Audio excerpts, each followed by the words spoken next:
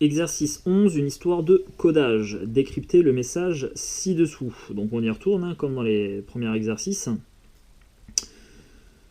Et en fait, on va mélanger les multiplications et les divisions de nombres relatifs ici, pour que ça devienne automatique. Et si ça ne l'est pas à l'issue de cet exercice, tu fais encore des fiches d'entraînement, super important. Alors on y va, cette fois on a remplacé chaque lettre, pas par des symboles, mais par une autre lettre, tout simplement. Donc chacune de ces lettres, là on a des opérations, détermine le résultat.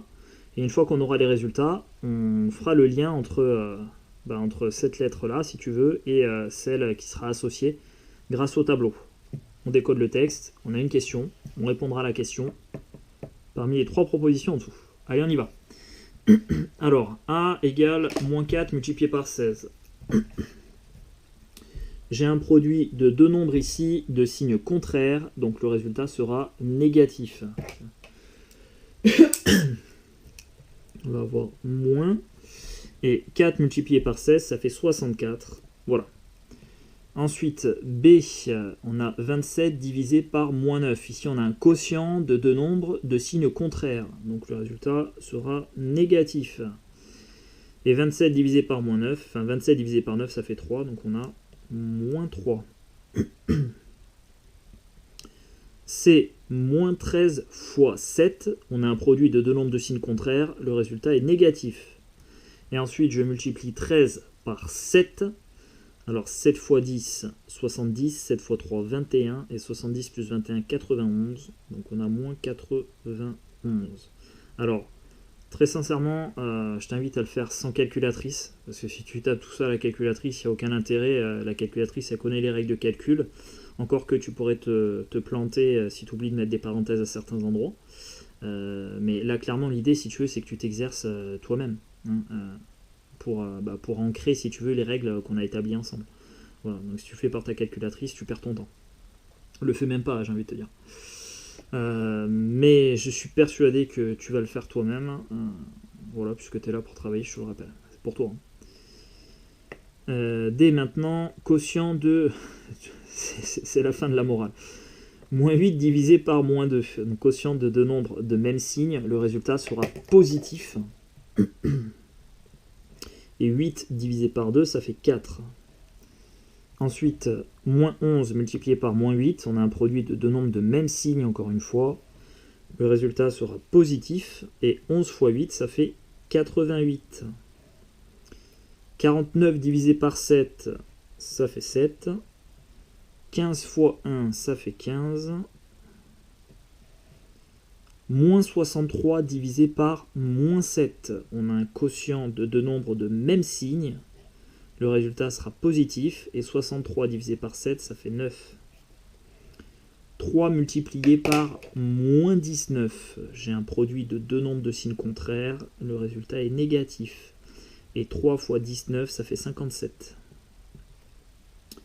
60 divisé par moins 6. J'ai un quotient de 2 nombres de signes contraires. Le résultat est négatif. Et 60 divisé par 6, ça fait 10.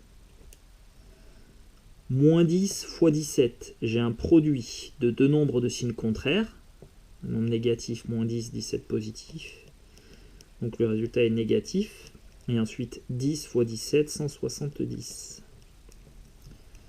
6 divisé par moins 3. Un quotient de 2 nombres de signes contraires. Le résultat est négatif. Et 6 divisé par 3, ça fait 2.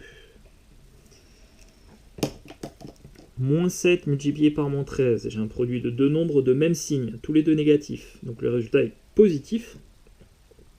Et 7 multiplié par 13, ça fait 91. Ensuite, 8 divisé par moins 2.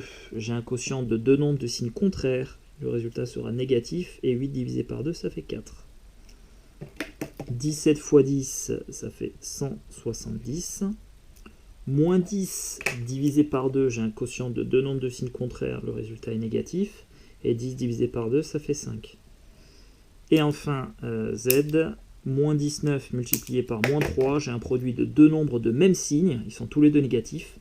Donc le résultat sera positif, et ça fait 57. Voilà. Maintenant, si tu veux, si je prends la lettre, la première lettre ici du texte qui est Z. Bah, Z, ça vaut 57. Et moi, si je regarde ici... Dans mon tableau, 57, c'est la lettre Q. Donc je remplace les Z par les lettres Q, voilà. Et je fais ça pour toutes les lettres. Bon, alors je te décode le texte, ce que j'ai en mémoire. C'est D'ailleurs, au passage, encore une fois, le décodage est anecdotique.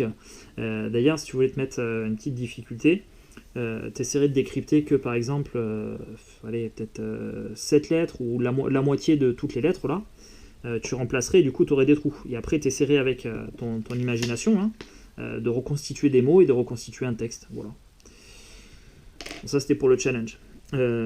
Qu'est-ce qui aurait déclenché, je dis bien déclenché, l'extinction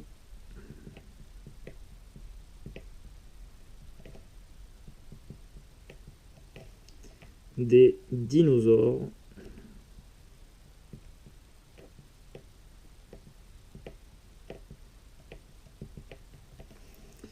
il y a 66 millions d'années. Il y a 66 millions d'années.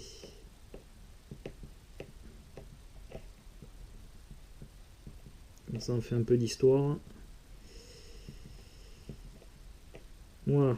Qu'est-ce qui aurait déclenché l'extinction des dinosaures il y a 66 millions d'années? Une éruption volcanique, un astéroïde d'environ 10 km de diamètre ou bien un séisme suivi d'un méga tsunami. Bon, eh bien, ce serait un astéroïde d'environ 10 km de diamètre qui serait tombé au niveau de la péninsule du Yucatan. C'est vers le Mexique, voilà, la côte est des États-Unis.